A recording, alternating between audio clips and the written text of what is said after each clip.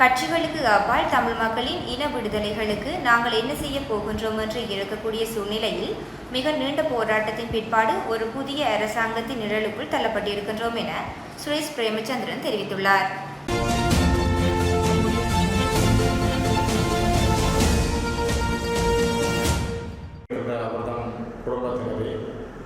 இலங்கை காங்கிரஸ் கட்சியினுடைய பெரும்பொருளாளர் அண்ணல் கனகசபாதி அவர்கள், கட்சியினுடைய மூத்த உறுப்பினர்களே மற்றும் இதுவரை வந்திருக்கின்ற பெரியோர்களே, சகோதர சகோதரிகளே, உறவுகளே, அனைவருக்கும் என்னுடைய அன்பான வணக்கங்கள். அண்ணன் மாவை சீனாதராஜா அவர்கள் ஒரு மாபெரும் சரித்திரம். அவருடைய வரலாறு நாங்கள் யாரும் சொல்லித்தான் மற்றவர்கள் தெரிந்து கொள்ள வேண்டும் என்பதல்ல. ஆனால் அவர் நடக்காத, அவர் தெரியாத, அவர் ஏறாத மண்டபங்கள் இல்லை என்று நாங்கள் சொல்லலாம். இதே மண்டபத்தில் கூட அவருடைய வருகையும் பிரசன்னமும் இருந்திருக்கிறது. அவர் இந்த மண்டபத்திலே நீண்ட நேரம் உரையாற்றிய நாட்கள் உண்டு. அவருடைய அந்த உன்னதமான ஒழுக்கம் நிறைந்த அறம் சார்ந்த அரசியல் வாழ்வுதான் இன்று எங்களின் பலர் பேரை அவரின்பால் சிந்திக்க வைக்கிறது. அவரிடம் இருக்கின்ற ஆறுதல், என்ன கோபத்தோடு போனாலும் அவர் தம்பி கதைப்பன் தம்பி என்று சொன்னாலே அது கொஞ்ச நேரம் அமைதியாக இருக்க அவர் சில நியாயங்களை சொல்லுவார். அந்த நியாயங்களோடு வளர்க்கப்பட்டவர்கள் நாங்கள். 2010 ஆண்டு வரை கிட்டத்தட்ட அதற்கு முதல் ஒரு 25 ஆண்டுகள் கிளிநொச்சிக்கான ஒரு அரசியல், கட்சி ரீதியான அரசியல் இருக்கவில்லை. தமிழீழ விடுதலை புலிகள், புலிகளுடைய இயக்க வரலாறு, அந்த போராட்டத்தோடு தான் கிளிநொச்சி மண் தன்னுடைய காலத்தை நகர்த்தி சென்று கொண்டிருந்தது. இறுதி யுத்தம் நடக்கிற காலத்தில் தான் நான் நினைக்கிறேன் கிட்டத்தட்ட 2004 ஆண்டு அண்ணன் மாவை சேனாதிராஜா அவர்கள் பாராளுமன்ற உறுப்பினராக வந்த பிற்பாடு நான் 2004 ஆண்டு ஏப்ரல் மாதம் கண்டாவளை மகா வித்தியாலயத்தினுடைய அதிபராக பொருட்படுத்தியிருந்த நாட்கள். ஒரு நாள் அவரை பாடசாலைக்கு ஒரு நிகழ்வுக்கு நான் அழைத்திருந்தேன். அவர் மிக மகிழ்ச்சியோடு வருகை தந்திருந்தார். அன்றைய தினம் எங்களுக்கு 2 கணனிகளை புலம்பெயர் நாட்டில் இருக்கிற ஒரு தமிழர் வழங்கியிருந்தார். முதல் அந்த பாடசாலை வரலாற்றில் கணனிகளை பிள்ளைகள் பார்க்கிறார்கள். கணனி ஆரம்ப விழா அண்ணன் மாவை சேனாதிராஜா வந்து அந்த கணனிகளை ஆரம்பித்து வைத்து அவர் பேசிய பேச்சு உரையை இந்த 2004 ஆண்டிலே நான் சிந்தித்து பார்க்கிறேன். அதற்கு பிற்பாடு அவருக்கும் எங்களுக்குமான உறவுகள் ஒரு நீண்ட நாட்களாக இருந்தது. இறுதி யுத்தம் நடக்கிற பொழுது கூட நான் செஞ்சிலுவை சங்கத்தினுடைய செயலாளராக இருக்கிற பொழுது நான் அவரோடு இந்த சேட்டலைட் டெலிஃபோன் மூலம் 2 தடவைகள் பேசியிருக்கிறேன். இங்காலே நடந்த விடயங்களை ஒரு முறை நான் புளியம்பொக்கனை சந்தியில் இருந்த எங்களுடைய தற்காலிக அலுவலகத்திலிருந்து பேசியிருக்கிறேன். ஒரு முறை தர்மபுரம் தாண்டுகிற பொழுது அவரோடு பேசியிருக்கிறேன். சர்வதேச செஞ்சிலுவை சங்கத்தின் உதவியோடு சில விடயங்களை, அங்கே யுத்தத்தின் இறுதி நாட்களில் நடந்த விடயங்களை அவருக்கு சொல்லுகின்ற வாய்ப்பு எனக்கு கிடைத்தது. அது தொடர்பாக அவர் உரியவர்களிடம், உரிய தரப்புகளிடம் அந்த நேரம் அதனை கொண்டும் சென்றார். அதற்கு பிற்பாடு நீண்ட நாட்கள் நாங்கள் இடம்பெயர்ந்த முகாம்களில் இருந்தபோது கூட அண்ணன் மாவை சேனாதிராஜா அவர்கள் அடிக்கடி தொடர்பு கொண்டு கிளிநொச்சியினுடைய நிலைமைகளை அடிக்கடி கேட்பார். முல்லைத்தீவிலே அப்பொழுது அரசாங்க அதிபராக இருந்தவர் இன்றைய ஆளுநர் வேதநாயகம். அவர் கூட அப்பொழுது சிறை பிடிக்கப்பட்டிருந்தார். அந்த காலகட்டத்திலும் அவர் கூட பல தகவல்களை பெற்றிருந்தவர் அண்ணன் மாவை சேனாதிராஜா. எந்த நேரமும் அவருடைய மனசிலே இனம் பற்றிய ஒரு சிந்தனை இருந்தது, மக்கள் பற்றிய ஒரு பார்வை இருந்தது, யாரையுமே நோக்கடிக்காத ஒரு நல்ல மனம் இருந்தது. அது அவருடைய பலகீனமாக கூட பல பேர் கருதி இருக்கலாம். ஆனால் இன்று அவர் இல்லாத இந்த 6 மாதங்களில் அவருடைய பலம் என்ன, பலகீனம் என்ன என்பதை பலர் உணர தரப்பட்டிருக்கிறார். ஒரு ஒற்றுமையை 2009களில் 2001 ஆண்டிலிருந்து 9 வரை விடுதலை புலிகள் இறுக்கமாக வைத்திருந்த காலம் போய் 2010 இருந்து அதனை ஓரளவுக்கு கொண்டு வந்ததிலே அண்ணன் மாவை சேனாதிராஜா அவர்களுக்கு பெரிய பங்கு. 2005 ஆண்டு ஒரு போராடிக்கூடிய திருமணம் நடைபெற்றது கிளிநொச்சியிலே கணேசபுரம். அந்த திருமணத்திற்கு தலைவர் பிரபாகரன் அவர்கள் வருகிறார் என்று கிட்டத்தட்ட அரை மணி நேரங்கள் அந்த திருமணத்தை காத்திருந்தார். ஆனால் அந்த திருமணத்துக்கு அவர் அங்கு வரவில்லை. அந்த நேரம் ஒரு குறிப்பிட்ட நேரம் அண்ணன் தமிழ்ச்செல்வன் அவர்களோடு ஒரு அரை மணி நேரங்கள் தனியாக இருந்து உரையாடுகிற வாய்ப்பு எனக்கு கிடைத்தது. அப்பொழுது நான் பாடசாலை அதிபர் என்பதற்கு அப்பால் அவர்களோடு நெருக்கமான ஊடாட்டத்தை கொண்டிருந்த காரணத்தாலும் அவர்களோடு பேசுகிற பொழுது அவர் சொன்னார், இலங்கை தமிழரசு கட்சியை நாங்கள் 2004 தேர்தலில் எவ்வாறு கொண்டு வந்தோம், அதிலே அண்ணன் மாவை சேனாதிராஜா அவர்களோடு தான் எப்படி தொடர்பு கொண்டது, தலைவர் எவ்வாறு சொன்னார் என்ற விடயங்களே அவர் சொன்னார். எனக்கு சொன்னார், தமிழ்ச்செல்வன் அண்ணன் அவர்கள், ஆனந்த சங்கரி ஐயா அவர்கள் வழக்கு போட்டு கட்சி தடையை பெற்றதால் அந்த கட்சியிலே தேர்தல் கேட்க முடியாத ஒரு சூழல் வந்தது. தலைவரோடு இது பற்றி பேசுகிற பொழுது தலைவர் பிரபாகரன் அவர்கள் சொன்னாராம், இவருக்கா மாவேணியை கேட்டுப்பார், தமிழரசு கட்சி யார் செயலாளர் அல்லது ஆற்ற பொறுப்பில் இருக்குன்னு கேளு. இப்போ தாங்கள் தங்களிடம் இருந்த அப்பொழுது நேரடி தொலைபேசி இருந்தது. தொலைபேசி எடுக்கிற பொழுது மாவேண்ணை நீர்கொழும்பு கிட்ட கொழும்புக்கு போய் கொண்டிருந்தார். தான் அவர்கள் தொலைபேசியிலே தொடர்பு கொண்டு பேசுகிற பொழுது மாவேண்ணை சொன்னாராம், நான் தான் செயலாளர், கட்சி ரன்னிங்கில் தான் இருக்கேன். நீர்கொழும்பில் இருந்தே மாவேண்ணையை திருப்பி எடுத்து அந்த கட்சியை புதுப்பித்து 27 வருடங்களுக்கு பிறகு 2004ஆம் ஆண்டு இலங்கை தமிழரசு கட்சியின் சின்னத்தில் அகில இலங்கை தமிழ் காங்கிரஸ், தமிழீழ விடுதலை இயக்கம், ஈழ மக்கள் புரட்சிகர விடுதலை முன்னணி, இலங்கை தமிழரசு கட்சியினுடைய சின்னத்திலே இந்த 4 கட்சிகளும் அந்த தேர்தலிலே போட்டியிட்டு இருந்தார். இதனை நெறிப்படுத்தியவர்கள் தமிழீழ விடுதலை புலிகள். 2015ஆம் ஆண்டு நாயன்மார்கட்டு சந்தையில், நான் நினைக்கிறேன் நாயன்மார்கட்டில் நினைவில் இந்த சந்தை மருதனாவடம் சந்தையிலே 2015ஆம் ஆண்டுக்கான மாபெரும் தேர்தல் பிரச்சார கூட்டம் பாராளுமன்ற தேர்தலுக்காக பிரகாஷ் தலைமையில் ஒழுங்கு செய்யப்பட்டது. அந்த கூட்டத்திலே அப்பொழுது கட்சியினுடைய பொதுச் செயலாளராக இருந்த துரைராஜசிங்கம் அவர்கள் உரையாற்றுகிற பொழுது சொன்னார், தமிழ் தேசிய கூட்டமைப்பை உருவாக்கிய தமிழீழ விடுதலை புலிகளுக்கும் அவர்களுடைய செயல்பாட்டுக்கு நாங்கள் முதலில் நன்றி சொல்ல கடமைப்பட்டவர்கள். தமிழீழ விடுதலை புலிகள் இல்லாவிட்டால் கூட்டமைப்பு உருவாகி இருக்க முடியாது என்ற செய்தியை மருதனாவடம் சந்தியிலே நடந்த அந்த மாபெரும் கூட்டத்திலே பகிரங்கமாக உரையாற்றியிருந்தார்.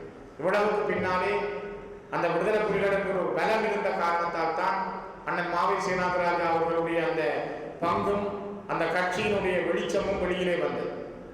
பல பேரை அவர் அரவணைத்து செல்வதில் மிகப்பெரிய ஒரு மனிதனாக இருந்தார். நாங்கள் வவுனியாவிலே இடம்பெயர்ந்திருக்கிற பொழுது ஒரு நாள் டேவிட் ஐயா, வவுனியா மாவட்ட கிளையினுடைய தலைவர் காலம் சென்ற டேவிட் ஐயா தலைமையில் வசந்தம் தியேட்டருடைய மேல் மாடியிலே ஒரு சந்திப்பு. கிளிநொச்சியைச் சேர்ந்த இளைஞர்கள், கிளிநொச்சியைச் சேர்ந்த ஒரு மத குழு உட்பட நாங்கள் சந்தித்த பொழுது மாவி என்ன சொன்னார், தம்பி கிளிநொச்சியில் கொஞ்சம் பேர் நீங்கள் கட்சியில் போய் சேருவோம், பக்கத்தில் அந்த கனகசபாதி அவர்களும் இருந்தவர், கொஞ்சம் நீங்கள் சேர்ந்து கிளிநொச்சியில் அதுக்கான ஒரு ஆரம்பத்தை நீங்கள் உருவாக்கினால் என்ன, இந்த கருத்தை முதல் கிளிநொச்சி மண்ணுக்கு உருவாக்கி தந்தவர் அண்ணன் மாவை சேனாதிராஜா. அதில் நாங்கள் அந்த கூட்டம் முடிந்து வெளியில் வர்ற பொழுது கனகசபாதிகள் எனக்கு முன்ன பின்ன தெரியாது. அவர் சொன்னார், தம்பி இதில் ஒரு 15 போம் இருக்குது, ஆக்களை சேர்த்து போட்டுட்டாங்க. அந்த நேரம் தான் 2009ஆம் ஆண்டு முதல் கட்சிக்கான அங்கத்துவ படிவங்களை நிரப்பி ஒரு நான் நினைக்கிற ஒரு 20 நாட்களில் நாங்கள் அவர்கிட்ட சேர்ப்பித்திருந்தோம். அதுக்கு பிறகு கிளிநொச்சி என்ன நாங்கள் மீள குடியவரை நாங்கள் வவுனியாவில் தான் முகாமில் இருக்கிறோம். 3 தடவைகள் RDF ரூரல் டெவலப்மெண்ட் ஃபண்ட் என்ற அமைப்பினுடைய மண்டபத்தில் ஒரு முறை 19 எம்பிகளை கூப்பிட்டு கலைத்தோம். ஒரு முறை 17 பேர் வந்தார்கள். நாங்கள் கிளிநொச்சிக்கான மக்கள் அபிவிருத்தி ஒன்றியத்தினூடாக இந்த சந்திப்புகள் மேற்கொள்கிற பொழுதெல்லாம் மாவேண்ணை தான் முழு ஒழுங்குகளையும் செய்வார். மிகவும் நல்ல மகிழ்ச்சியாக கையாளுவார். இரவிலே ட்ரெயினில் தான் கொழும்பு போவார். நாங்கள் பின்னேறம் இருக்கிற ட்ரெயினுக்கு அவரை ஏற்றி ரயில்வே ஸ்டேஷனில் போய் வவுனியாவில் வழி அனுப்புகிற பொழுது கடைசி வரையும் ட்ரெயின் வலிக்கிடும் வரையும் கையை பிடிச்சி கொண்டு இருந்து தான் அவர் போவார். கையை போன்றையும் வலிக்கிலே தான் விடுவார். அப்படியோடு அந்த படிகள் மீதும் மக்கள் மீதும் இருந்த அவருடைய பற்று மிக மகத்தாகும். என்னை முதல் இந்த அரசியல் பணிக்குள் என்னை முதல் கேட்டால், நீங்கள் அரசியலில் இறங்குறீங்களா? இப்போ நாங்கள் விரும்பியது அந்த நேரம் கிளிநொச்சி மாவட்டத்தில் மாவட்ட அரசாங்க அதிபராக இருந்த ராசநாயம் ஐயா அவர்கள் எங்களுக்கு ஒரு பொருத்தமானவராக இருந்தார். பிறகு ஒரு சில காரணங்களுக்காக அவர் விலகியதால் டாக்டர் சத்தியமூர்த்தி, ஹரியரட்னம் சேர், தர்மரட்னம் என்று இப்படி கொஞ்சம் பேரை நாங்கள் நாடி சாத்தியப்படாத ஒரு இறுதி கட்டத்தில் தான் ஒருவரின் இல்லை என்ற ஒரு காரணத்தால் அந்த நேரத்தில் நான் அந்த அரசியல் களத்துக்கு வர வேண்டிய ஒரு நிர்பந்தம் எனக்கு ஏற்பட்டது. அப்பொழுதும் கூட அதை மாவையண்ண தான் சொன்னார், நீர் கட்டாயம் இறங்குமா, நீர் ஒரு அதிபர், செஞ்சில சங்கத்தில் இருக்கிறீர், பாரத பிறகு பேசலாம். அந்த காலகட்டத்திலே அதற்குரிய லீவ் அனுமதி கூட எனக்கு கிடைப்பதில் தடங்கள் இருந்தது. அவர் அப்பொழுது வடக்கு கிழக்கு மாகாணம் இணைந்திருந்த வடக்கு மாகாணத்துடைய அலுவலகம் திருவண்ணாமலையில் இருந்தது. அவர்களோடு பேசி அந்த லீவை எடுத்து அந்த தேர்தலிலே என்னை ஈடுபடுத்துவதிலே மிக ஆர்வம் காட்டியவர்கள். எங்களுக்கான அரசியல் வழியை தந்தவர். நான் நினைக்கிறேன் கட்சி ரீதியான அரசியலுக்கான ஒரு குருவாக கிளிநொச்சி மண்ணிலே இன்றும் அண்ணன் மாவி சேனாதிராஜா அவர்களையே நாங்கள் பார்க்கிறோம். அவருடைய அந்த உருவம் தான் பெரிதே தவிர அவருடைய மனசு மிக விலகியது, மிக மெல்லிய மனது. ஆரோடும் மிக மகிழ்ச்சியாக சிரித்து கலைக்கக்கூடியவர். என்ன கோபம் இருந்தாலும் பேச மாட்டேன். அதை சொல்லக்கூடிய விதத்தில் சொல்லுகின்ற மிக பக்குவம் உடையவர். நாங்கள் கூட சில நேரங்களில் கோபப்பட்டு போனாலும் அவர் இல்லை, அதை மிக நிதானமாக கையாளுவார். அவர் ஒரு கடிதம் கொடுத்து விட்டார் விலகுவதற்கு என்று சொன்னார். அதற்கு பிறகு தேர்தல் விஞ்ஞாபனம் அவருடைய வீட்டில் வைத்து நானும் போய்த்தான் மாவட்டபுரம் இல்லத்தில் வைத்துத்தான் அந்த தேர்தல் விஞ்ஞாபனத்தை அவரே வெளியிட்டிருந்தார். 2024ஆம் ஆண்டு பாராளுமன்ற தேர்தலுக்கான தேர்தல் விஞ்ஞாபனத்தை ஒரு தலைவராக அவர்தான் அதை தயாரித்து இருந்தார். அவரே அதை அவருடைய வீட்டிலே வைத்து வெளியிட்டு இருந்தார். அவ்வாறான நெருக்கடிகளுக்கு எல்லாம் முகம் கொடுத்து வாழ்ந்த ஒருவர்.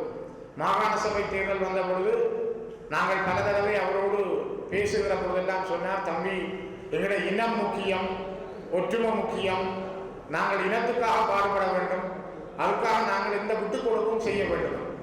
அந்த அடிப்படைகளை மிக தெளிவாக கொண்டிருந்த ஒருவர். அவர் இறுதி காலகட்டங்களில் கூட அதிகமாக என் மீது நேசம் வைத்திருந்தார்.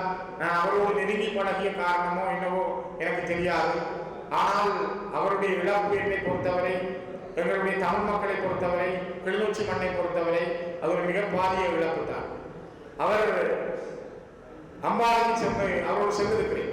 2011ஆம் ஆண்டு நடந்த ஊராட்சி மன்ற தேர்தல், மாகாண சபை தேர்தல், கிழக்கு மாகாண சபை தேர்தலுக்கு நான் அம்பாலை மாவட்டத்திலே கிட்டத்தட்ட 12 நாட்கள் அவரோடு நான் வேலை செய்திருக்கிறேன். அப்பொழுது வடக்கு மாகாண சபைக்கான தேர்தல் நடக்கவில்லை. அந்த 12 நாட்களில் அவர் சொல்லுவார், நான் இந்த பத்தியால் நடந்திருக்கிறேன், நான் இந்த காட்டு பாதையால் போயிருக்கிறேன், அங்க கண்டவர்களை பேர் சொல்லி கூப்பிடுவார். அவ்வளவு அவரோட நட்போடு சிநேகமாக இருந்தார். அங்க இருக்கிற பல பேர் அவரை அன்போடு அழைப்பார். இவ்வாறெல்லாம் அந்த மிக அருமையான ஒரு நல்ல மனமுள்ள மனிதனாக எல்லோரோடும் பழகிய ஒருவர். அவருடைய உடல்நிலை தன்னை கவனிக்காமல் விட்டதும் ஒரு காரணம். நான் நினைக்கிறேன் அவருடைய உழைப்பு முழுவதும் இனமாக எங்களுடைய தேசிய விடுதலையாக இருந்தது. தமிழ் தேசிய இனத்துக்காக கிடைத்த ஒரு நல்ல உற்பத்தி தலைவர். நான் சம்பந்தனையா அவர்களுடைய செயல்பாடு என்பதற்கு அப்பால் இந்த கட்சியை கட்டி வளர்ப்பதிலே மிகப்பெரிய பங்கை எல்லா மாவட்டங்களிலும் கொண்டு சென்றவர் அண்ணன் மாவி சேனாதிராஜா. நிறைய பேரால் பேசப்பட்டவரும் அல்லது விமர்சிக்கப்பட்டவராக கூட அவர் இருந்தார். சில பத்திரிகைகள் கூட கணக்கு வழக்கில்லாமல் அவரை விமர்சித்தார். ஆனால் இன்று தங்களுக்கு விமர்சிப்பதற்கு ஆள் இல்லாமல் அவர்கள் அங்கலாய்த்திருக்கிறார்கள். அவ்வளவு தூரம் விமர்சனங்களுக்கு மத்தியிலும் இனத்துக்காக பொறுமையோடு வாழ்ந்த மிகப்பெரிய ஒரு மனிதன். அந்த மகா மனிதனை நாங்கள் இழந்திருக்கிறோம். நான் நினைக்கிறேன் அவருடைய மரணச் சடங்கு கூட நடைபெற்ற பொழுது நான் அவருடைய வீட்டில் அந்த நாட்கள் இருந்தேன். அதற்கு கூட எனக்கு பல விமர்சனங்கள் இருந்தது. அவற்றையெல்லாம் நான் பொருட்படுத்தவில்லை. ஆனால் அவற்றையும் கடந்து அவருடைய ஆத்மா எங்களோடு இருக்கிறது. அதனால்தான் இன்றும் கூட இந்த இடத்திலே நாங்கள் கூடியிருக்கிறோம். கூடியிருப்பது என்பது அவருடைய எண்ணங்களை, சிந்தனைகளை, அவரை வழிநடத்தி செல்லுகின்ற, அவருடைய அந்த ஆத்மாக்களை வழிநடத்தி செல்லுகின்ற வாய்ப்பாக அது மாறும். ஒரு முறை ஆணையர் பகுதியிலே அவர் இறந்து விட்டார் என்று ராணுவம் தூக்கி எறிந்து விட்டு போயிட்டார். அதற்கு பிறகு அவர் உயிரோடு வந்தது என்பது ஒரு அபூர்வம்.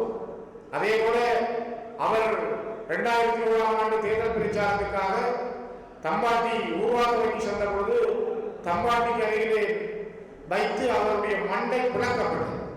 இபிடிபி நம்புகிறவனா அவருடைய ஆட்களால் மண்டையை பிளந்தார். அதிலே கூட அவர் உயிர் தப்பியது என்பது மிகப்பெரிய அபூர்வம். அந்த வெட்டுக்கு பின்பால்தான் அவருடைய உடலில் கூட ஒரு சமநிலை மாற்றங்கள் ஏற்பட்டது. அவ்வாறுதான் தாங்கிய அந்த பெரிய ஒரு நிலையை நாங்கள் இழந்திருக்கிறோம். ஆனால் நான் நினைக்கிறேன் அவரிடம் இருந்த நல்ல எண்ணங்களும் நல்ல சிந்தனைகள் அது யாரையும் வசீகரிக்கக்கூடிய, எளிதிலே வசீகரிக்கக்கூடிய. அடிக்கடி என்னுடைய மனைவி வீட்டிலே சொல்வார், மாவேனையும் நீங்களும் தேர்தல் கேட்டால் நான் மாவேனை தான் பார்க்க போகிறேன். நடிகர் சொல்லுவார், நான் அவருக்கா மாவேனை சொன்னேன் அந்த கதையை, அவர் உசுரோடிக்கையே சொன்னான். அவர் நடிகருடைய மனைவி சொல்லுவார், மாவேனையும் நீங்களும் தேர்தல் கேட்டால் நான் மாவேனை தான் என்னை பார்க்க போகிறேன்.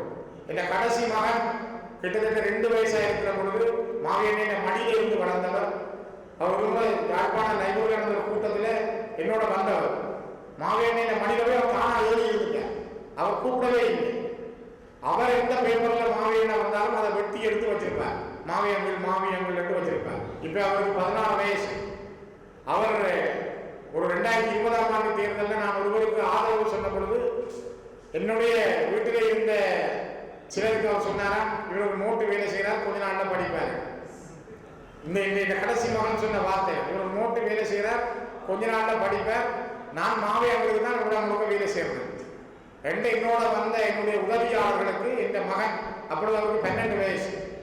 யோசிச்சு பாருங்க, 2020ஆம் ஆண்டுல அவர் சொன்ன வார்த்தைகள். இவர் நோட்டு வேலை செய்கிறார், நான் மாவியங்களுக்காக இவடமெல்லாம் வேலை செய்வேன், அவருக்கு தான் நான் வாக்கு கொடுப்பேன், இவருக்கு நான் கேட்க மாட்டேன். என் மகன் இன்றைக்கும் அவர் மீது என்னவோ தெரியாது, அப்படியே ஒரு அளவு கடந்த பாசம் வைத்திருக்கிறவர்கள். என்னுடைய குடும்பம் இப்படி என்றால் பல்வேறுபட்ட குடும்பங்களை நான் மரியனை சென்ற பிள்ளைகளை பார்க்கிறேன்.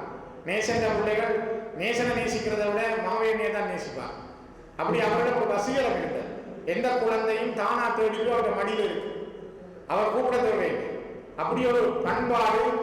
எந்த குழந்தையை நாங்கள் கூப்பிடுவேன், தான் சாப்பிட்டு கொண்டிருந்தாலும் பாதிய கொடுப்பார் குழந்தைகளுக்கு. தந்தையில அதெல்லாம் பார்க்க மாட்டார், அதை எச்சி இல்லை அப்படி எல்லாம் யோசிக்கிறேன். தான் சாப்பிட்டு கொண்டிருந்தாலும் ஒரு பாதியை கொடுப்பார், கொடுத்து அந்த பிள்ளைகளை தன்னோட வச்சிருப்பார்.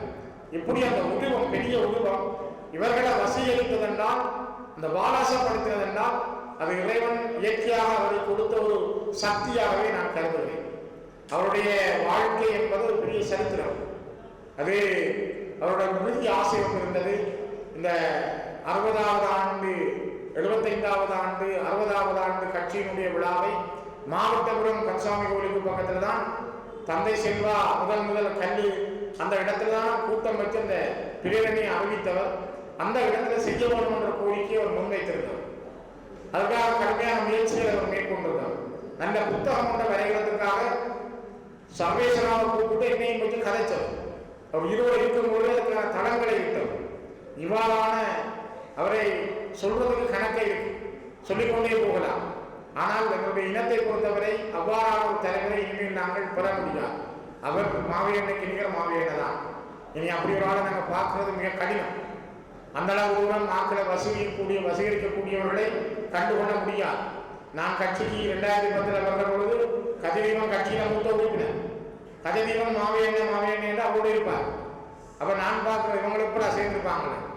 நாங்கள் அப்பா புதுசு, எனக்கு நான் பிருந்தாவோ சுகிதனோ கஜதீபனோ எல்லாரும் சேர்ந்து அவர்கள் கட்சியில் இருக்கிற காலத்தில் நாங்கள் 2009 சேர்ந்தாக்கல. இவரெல்லாம் 2004ஆம் ஆண்டுலேருந்து இல்லை அதுக்கு முதலே இருந்திருக்கலாம் கட்சியில் இருக்கிறார்கள்.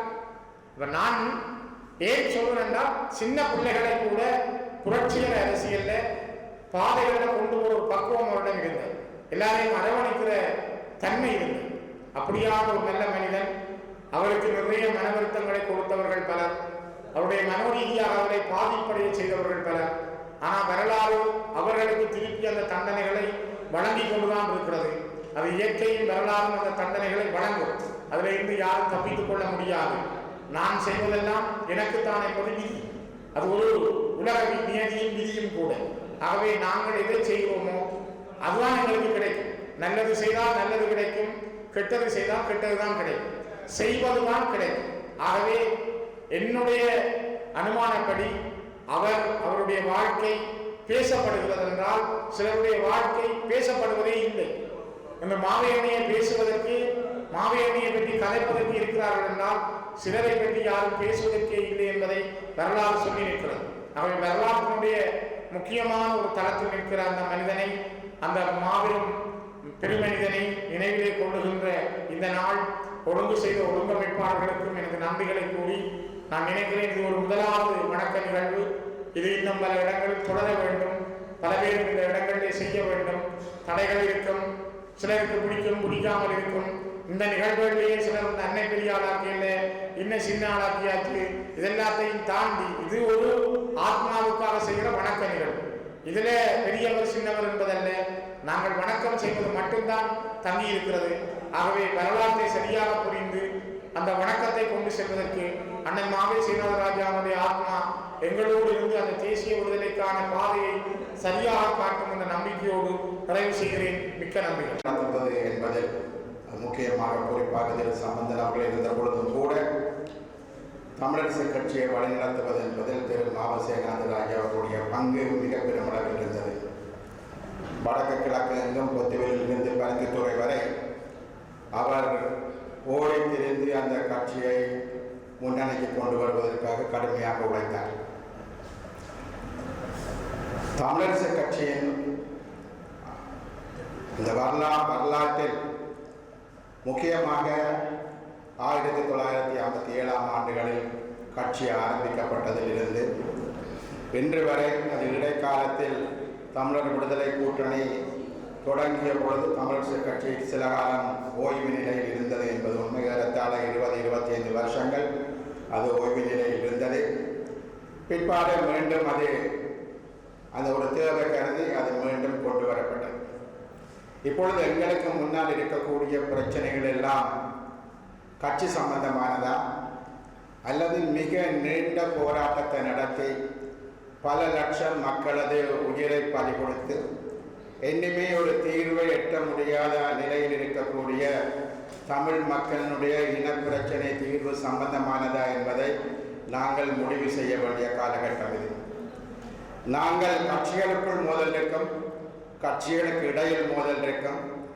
கட்சிகள் என்று இருக்கலாம், நாளை இல்லாமல் போகலாம். மிக பெரும் கட்சிகள், ஐக்கிய தேசிய கட்சி இலங்கையில் முதலாவதாக தோற்றம் பெற்ற கட்சியாக இருந்தாலும் கூட ஒரு ஆசனங்களும் இல்லாமல் போன சூழ்நிலை இருந்தது.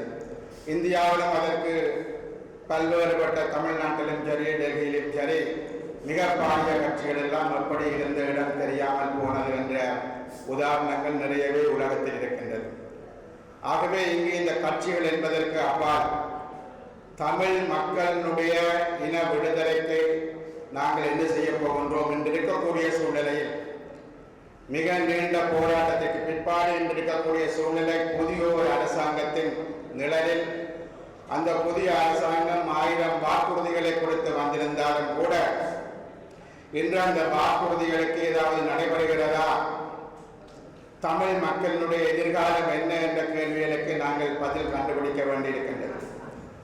ஆகவே நிச்சயமாக எங்கள் எல்லோருக்கும் தெரியும், 3/2 பெரும்பான்மைக்கு அதிகமான ஆசனங்களை கொண்டிருக்கக்கூடிய இந்த அரசாங்கமானது தமிழ் மக்களினுடைய அபிலாஷைகளை பூர்த்தி செய்யும் என்றோ அவர்கள் வாக்குறுதி அளித்தவாறு பிரச்சனைகளை தீர்ப்பார்கள் என்றோ நாங்கள் முழுமையாக எதிர்பார்க்க முடியாது.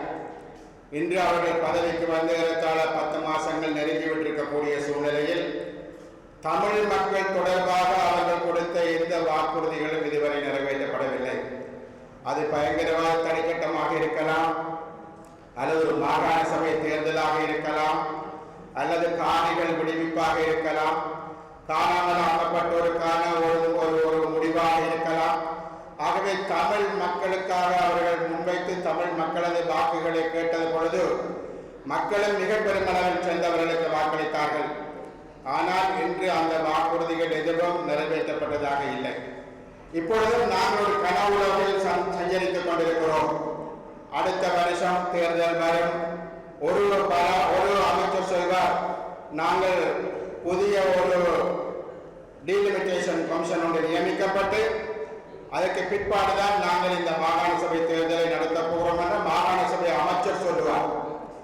ஆனால் விமல் ரத்னாகர் சொல்லி என்ன ஒரு அமைச்சர் சொல்லுவார், அடுத்த வருஷம் ஆரம்பத்தில் தேர்தல் நடக்கும் என்று அவர் சொல்லுவார்.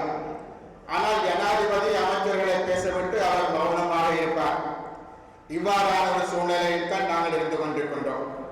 இப்பொழுது நடைபெறுகிற விடயங்கள் நமது கண்ணுக்கு முன்னால் முன்னே அரசாங்கங்கள் என்ன எல்லாம் செய்தனவோ அவை அனைத்தும் தொடர்ந்து கொண்டிருக்கின்றன. அவை எதுவும் நிறுத்தப்பட்ட மாதிரியான விடயங்கள் கிடையாது. முல்லைத்தீவிலாக இருக்கலாம், வவுனியாவில் இருக்கலாம், சிங்கள குடியேற்றங்களாக இருக்கலாம், அல்லது புதிய பௌத்த ஆலயங்கள் உருவாக்குவதாக இருக்கலாம், அது தொடர்பான இராணுவத்தினுடைய நடவடிக்கைகளாக இருக்கலாம், எதுவுமே நிறுத்தப்படவில்லை. அனைத்தும் நடந்து கொண்டுதான் இருக்கின்றது.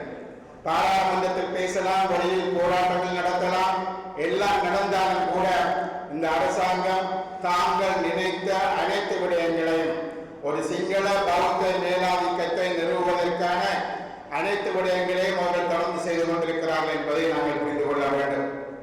ஆகவே ஒரு யுத்த காலம் மிக உலகத்திலேயே மிக பெருமளவிலான படை அணிகளை வைத்து கடற்படை, விமானப்படை, காலாட்படை என பல படையணிகளை வைத்திருந்த ஒரு பெரும் விடுதலை இயக்கமாக தமிழ் மக்களுக்கான பெரும் விடுதலை போராட்டத்தை நடத்தி இப்பொழுது நாங்கள் எங்கே வந்து நிற்கிறோம் என்று சொல்லி சொன்னால், பாராளுமன்றத்தில் எங்களுக்கு இருக்கக்கூடிய ஆசனங்களூடாக இலங்கை அரசாங்கத்துடன் பேச முடியுமா?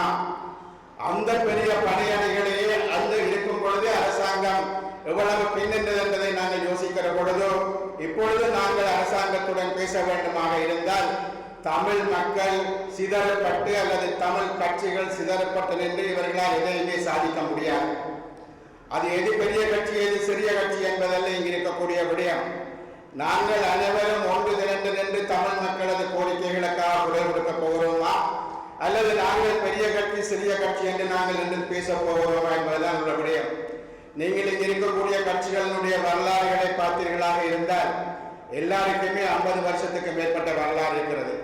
அது டெலோவாக இருக்கலாம், புரட்டாக இருக்கலாம், இபிஆர்வாக இருக்கலாம், தமிழரசு கட்சியாக இருக்கலாம். எல்லாருமே 50 வருஷத்துக்கு மேற்பட்ட வரலாறை கொண்டவர்களாக, விடுதலை போராட்டத்தில் மிக பெரிய உயிரிழப்பை சந்தித்தவர்களாக, மிக பல தியாகங்களை செய்தவர்களாகத்தான் எல்லோரும் இருக்கின்றார்கள். ஆகவே இங்கு உள்ள விடயம் நீ பெரியவனா நான் பெரியவனா என்பது அல்ல. இவ்வளவு பாரிய இழப்புகள் போராட்டங்களுக்கு பிற்பாடு குறைந்தபட்சம் தமிழ் மக்களுக்கு ஏதாவது பெற்றுக் கொடுக்க போகிறோமா இல்லையா என்பதுதான் இங்கு இருக்கக்கூடிய கேள்வி.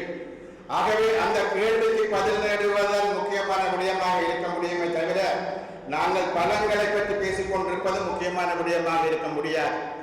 ஆகவே தமிழரசு கட்சி தன்னை ஒரு பெரிய கட்சியாக கருதி கொண்டால் அதற்கு முரண்பாடுகள் இல்லை, நாங்கள் ஒருமித்துத்தான் செயற்படுகிறோம் என்று எனக்கு முன்னர் பேசியவர் மிக புகழாரமாக முரண்பாடுகளை எப்படி சரியான முறையில் கையாள்வது என்ற ஒரு விடயத்தை அவர் சொன்னார். ஆகவே எங்களுக்கு முரண்பாடுகள் அல்ல பிரச்சனை, எல்லா கட்சிகளுக்கும் முரண்பாடுகள் வருவது இயல்பானது. ஆனால் கட்சிகள் முக்கியமானதா, தமிழ் மக்கள் முக்கியமானவர்களா, தமிழ் மக்களுடைய பிரச்சனைகளை தீர்ப்பது முக்கியமானதா என்பதை நாங்கள் புரிந்து கொள்ள வேண்டும். ஆகவே இங்கு அந்த வகையில் நான் சொல்வேன், எந்த ஒரு கட்சியும் தனித்து நின்று தேர்தலில் வெற்றி தோல்வி என்பதல்ல, தமிழ் மக்களின் இன பிரச்சனையை தீர்க்க முடியுமா என்பதன் கேள்வி. இன்றைக்கு உலகத்தில் இருக்கக்கூடிய பல கட்சிகளும் பல அமைப்புகளும் இந்தியா உட்பட உலகத்திலே டிப்ளமேட்ஸ், நீங்கள் எந்த ஒரு தூதுவரை கேட்டாலும் நீங்கள் முதலாக ஒன்றுபட்டு ஒரே குரலில் உங்களுக்கு என்ன வேணும் என்பதை பேசுங்கள், கேளுங்கள் என்பதால் எல்லோருடைய கருத்தாகவும் இருக்கின்றது. ஆகவே அதனை புரிந்து கொண்டு நாங்கள் செயற்பட வேண்டும். நிச்சயமாக மாவீரனை இருந்த காலம் அனைத்திலும் நான் அவருடன் ஒரு நீண்ட பயணத்தில் நான் அவருடன் இருந்திருக்கிறேன். நான் அவர் இளைஞர் பேரவையில் இருந்த காலத்தில் இருந்து, அவர் இந்தியாவில் இருந்த காலத்தில் இருந்து, அவர் பாராளுமன்ற உறுப்பினராக இருந்த காலத்தில் இருந்து நான் அவருடன் பயணம் செய்திருக்கிறேன். மிக நீண்ட காலம் நான் அவருடன் பயணம் செய்திருக்கிறேன். ஆகவே அவருக்கு இருந்த நேர்மை, தமிழ் மக்களுடைய விடுதலைக்கு அவருக்கு இருந்த அந்த கொள்கை பிடிப்பு, அவர் ஒரு நாளும் வந்து ஒரு பகுதி நேர போராட்டக்காரனாக இருக்கவில்லை. அவர் ஓய்வெடுத்ததற்கு பின்பு அவர் வந்து பாராளுமன்ற தேர்தல் கேட்க வரவில்லை. அவர் தனது சிறு வயதில் இருந்து இறக்கும் வரை முழு நேரமாக தமிழ் மக்களுடைய இன பிரச்சனைக்காக குரல் கொடுத்த போராடிய சிறை சென்றவர்கள் நாங்கள் இப்பொழுது பார்க்கின்றோம், எல்லோரையும் பார்க்கின்றோம். அது பல்கலைக்கழகங்களாக இருக்கலாம் அல்லது வழியில் இருக்கலாம். எல்லோரும் தங்களது உத்தியோகத்துக்கு பிறகு ஓய்வு பெற்ற நிலையில் தான் அரசியல் செய்ய விரும்புகிறார்கள். அப்படி நாங்கள் பல பேரை பார்க்கிறோம். அது சட்டத்திறனிகளாக இருக்கலாம் அல்லது வேறு எவராகவும் இருக்கலாம். அந்த ஒரு நிலையில் தான் இருக்கின்றார்கள். ஆனால் அவ்வாறு அல்ல. எனக்கு தெரிய நானும் திரு மாவி சேனாதிராஜா அவர்களும் பாராளுமன்றத்திலும் வெளியிலும் உண்மையாகவே வடக்கு மாகாணத்தில் நடந்த மாகாண சபையில் அவர் ஒரு முதலமைச்சராக வந்திருக்க வேண்டியவர். நாங்கள் அவர் முதலமைச்சராக நியமிப்பதற்கு தயாராக இருந்தோம். நான் அப்பொழுது அந்த கட்சியினுடைய அந்த கட்சியினுடைய பேச்சாளராக நான் இருந்தேன். அப்பொழுது நான் அவருக்கு மிக தெளிவாக நான்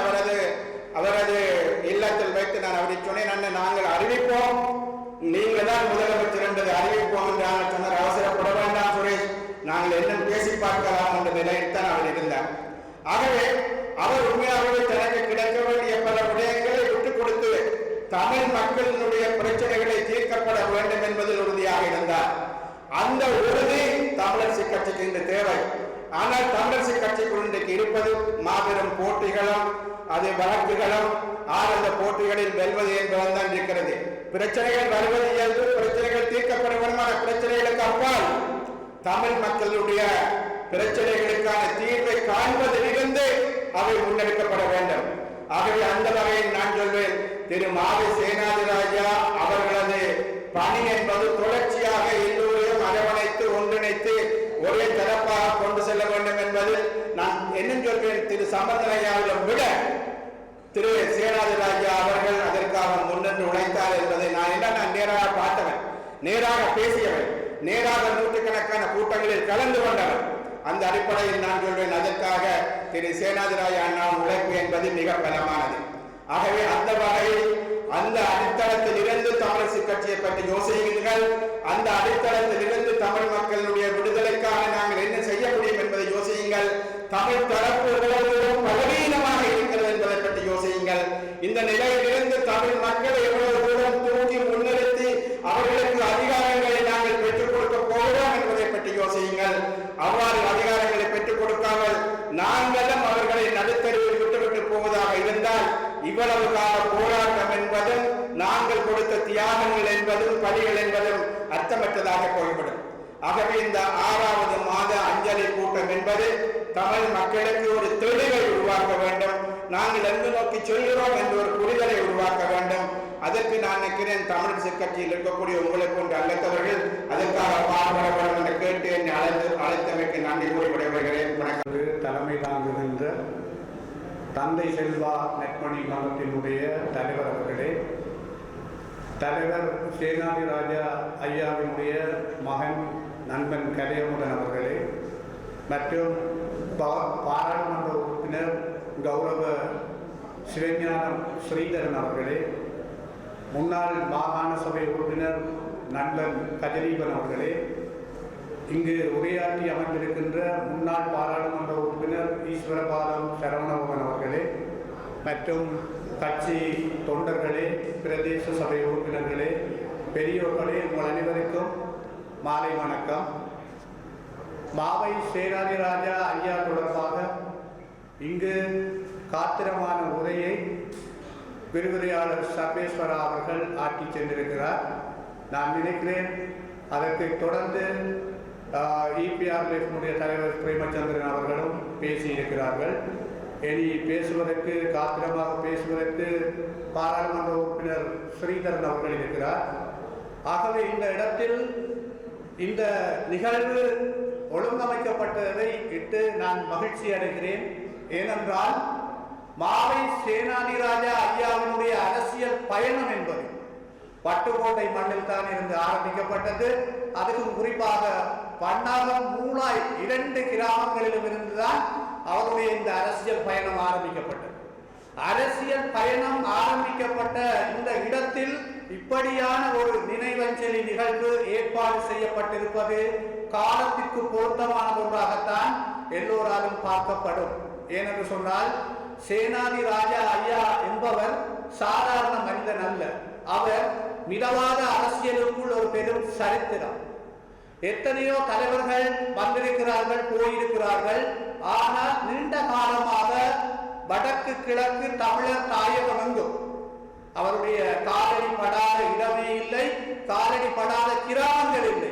அப்படியான ஒரு தலைவன் தமிழ் தேசியத்தினுடைய ஒற்றுமைக்கு எத்தனையோ சகிப்பு தன்மைகளையும், எத்தனையோ விட்டுக் கொடுப்புகளையும், எத்தனையோ புலி பறிப்புகளையும் தாண்டி பயணித்திருக்கிறார். குறிப்பாக இந்த தமிழ் தேசிய கூட்டமைப்பு உருவாக்கப்பட்ட பிறகு தமிழீழ தேசிய தலைவர் மேதகு வேலுப்பிள்ளை பிரபாகரனால் மிகவும் விரும்பப்பட்டவர் மாவை சேனாதிராஜா ஐயா அவர்கள். தலைவர் மாவை அன்னை என்றதுக்கு அடுத்த சொல்லக்கூடியதாக இருக்கார். அப்படியாக ஒரு பெரும் மதிப்பு வைத்து அவருடன் கூடவே அந்த அரசியல் பயணத்தை செய்தவர். ஏனென்றால் தலைவர் தேசிய தலைவர் பிரபாகரன் அவர்களும் எங்களுடைய இந்த வட்டுக்கோட்டையில் மூளாய் மண்ணாக மண்ணிலிருந்துதான் அவருடைய அந்த விடுதலை போராட்ட பணியும் ஆரம்பிக்கப்பட்டது. ஆகவே விடுதலை போராட்ட பணியாக இருக்கலாம், மிதவாத அரசியல் தலைவர்கள், இன்றைக்கு தந்தை செல்வநாயகம் ஐயாவுடைய பூர்வீகம் எங்களுடைய தொல்புறம் மண் வட்டுக்கோட்டை. ஆகவே இந்த 2 அரசியல் துருவங்களும் இந்த மண்ணில் தான் இருந்து ஆரம்பிக்கப்பட்டிருக்கிறது. இந்த மண்ணிலிருந்து அந்த ஆரம்பிக்கப்பட்ட அரசியல் இது நிலைப்பாடுகளாக இருந்தாலும் தலைவர் சேனாதிராஜ ஐயா அவர்கள் எல்லோரையும் ஒன்றிணைத்து அரவணைத்து போகக்கூடிய ஒரு ஒற்றுமை மிக்க ஒரு திறமை மிக்க தலைவனாக இருந்தார். இறுதி காலங்கள் மிக என்னை பொறுத்தவரையில் அவருடைய இறுதி காலங்களில் அவருடன் சந்திக்கின்ற பல நாட்கள் எனக்கு கிடைத்தது. வீட்டில் கூட 3 தடவை போய் சந்தித்தேன். அவருடைய மன எண்ணத்தில் வந்த கதைகள், அவர் மன ரீதியாக நோகடிக்கப்பட்டுக் கொண்டிருக்கிறார் அல்லது நெருக்கடிக்குள் உள்ளாகி கொண்டிருக்கிறார் என்பதை எங்களால் உணரக்கூடியதாக இருந்தது. ஆகவே ஒரு பெருந்தலைவன், வேறுபாடு இல்லாமல் எல்லோரையும் அரவணைத்து போகக்கூடிய ஒருவர், தமிழ் மக்களினுடைய விடுதலை தான் என்று நேசித்த ஒரு தலைவர், அந்த அளவு நெருக்கடிகளுக்கு உள்ளானமை மிக ஒரு பரிதாபகரமாக இருந்தது.